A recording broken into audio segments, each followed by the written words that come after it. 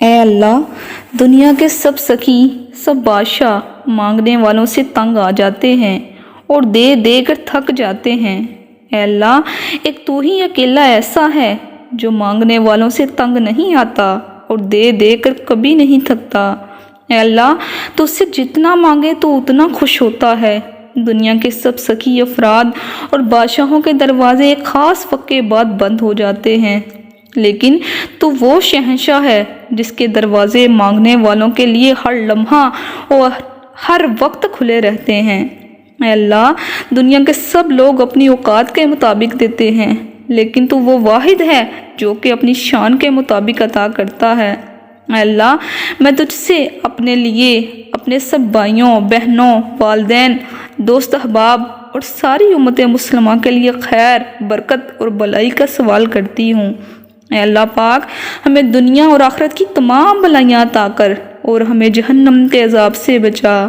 اے اللہ، نبی صلی اللہ علیہ وسلم پر، ان کی آل پر اور ان کی پیروی کرنے والے سب مسلمانوں پر رحمت و برکت نازل فرما۔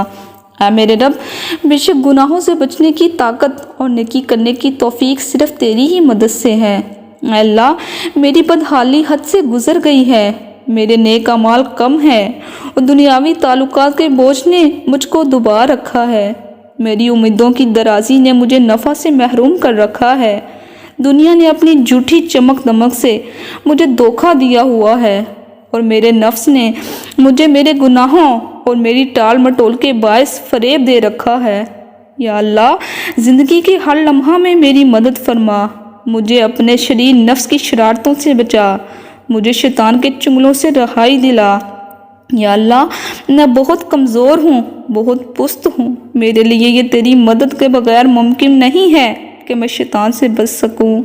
یا اللہ، مجھے پرسکون، صاف ستھری اور پاکیزہ زندگی عطا کر اور مجھ پر یہ کرم بھی کر کہ میں ہر لمحہ تیری نافرمانی سے بچ سکوں۔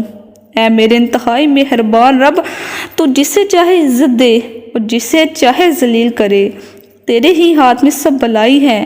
میں تجھ سے ہر قسم کی بھلائی اور خیر کی طلبگار ہوں۔